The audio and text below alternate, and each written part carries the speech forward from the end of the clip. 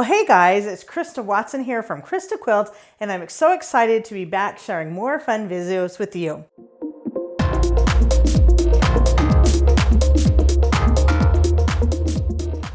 So today I'm going to tell you a little bit more about my brand new Notions that just released with Brewer. This has been a dream come true. So a quick little story about how this came to be. Many of you know that I design fabric for Benartex, and I also love Bernina sewing machines, and I do all of my quilts on them. But did you know that Bernina actually owns Benartex? They also own a Notions company called Brewer, and the funny thing is they're all named with B's, but that's just a coincidence. Anyway, I love working with all three companies, and I had the idea, I approached Brewer with the idea of releasing some of my favorite notions that will make sewing and quilting so much easier. They said yes, and the rest is history. So I just want to give you my first tip of the day that, you know what, if you have big dreams, just go for it. You never know what'll happen unless you ask, and the worst that somebody can say is no. So whether you're thinking of things in your personal life or your quilting life, just dive in and I will be your cheerleader no matter what your dreams are. But anyway, back to the notions. So I'm excited to introduce 5 notions that I absolutely love in my sewing room. These are a mini mat and ruler set that I keep at my machine at all times, an ergonomic rotary cutter, a crease marker that I use for marking straight lines, machine quilting gloves that are a must, and finally, some batting shears that are going to change your life. So while I was at Bernina University earlier this summer, which is a trade show for Bernina dealers, I was teaching and introducing lots of fun new things.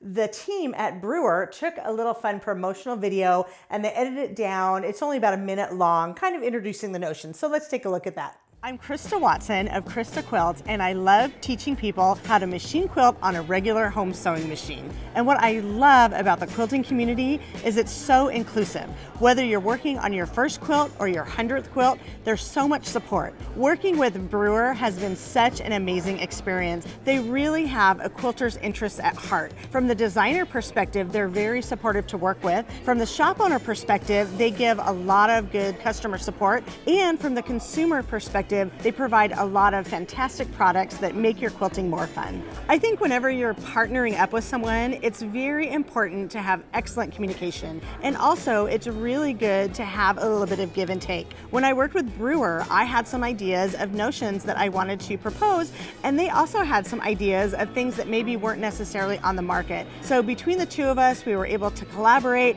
communicate, and make some amazing products that you guys will enjoy. So today I'll share some tips and tricks on working with my mini mat and ruler set.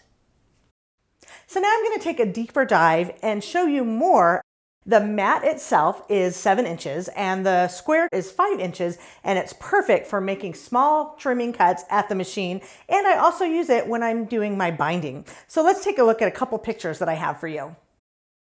When I trim the starting tail of my binding, it's not a big deal to do this on my regular cutting table and my large mat that's a distance away from my sewing machine. But after I've sewn the binding strips together, it's a pain to have to get up from the sewing machine and walk all the way over back to my cutting station just to trim off the extra bits. So here's where the mini mat comes in. I can keep it right next to me at the sewing machine so I can quickly trim small pieces and get back to the next step of whatever I'm doing. I also use my mat and ruler set once the binding has been made and actually sewn to the large quilt, and it's time for me to join the ends. First, I mark where the binding will connect at the end. Then I'll add 1/2 inch to this measurement and trim it for a perfect fit. Being able to do this right at the machine so I don't have to remove that big old heavy quilt from the machine and take it all the way over to the cutting table is a huge time saver. Be sure to check out the description box in this video so that you can see a step-by-step tutorial showing how I actually do my binding from start to finish. This little notion really comes in handy, but if you want to see my entire process, I've got a tutorial just for you. Check that out separately. I also love using the mini mat and ruler set when I'm trimming up small units next to my sewing machine so I don't have to get up and down a million times to go over my cutting table. I recently used it when I was trimming up some fast flying geese units. So let's take a look. Once my units are sewn and pressed, I'll trim them on my mini mat and ruler right next to my machine so they are ready to sew into blocks. Once trimmed, these geese will measure 2.5 by 4.5 inches unfinished. And that dark point is going to be 1/4 inch away from the edge of the unit to account for seam allowances. Here's how to trim. First, measure halfway across the unfinished size of the unit, which in this case, the halfway point is 2¼ inches. Line up the 45-degree diagonal line on the ruler with the right diagonal seam of the block.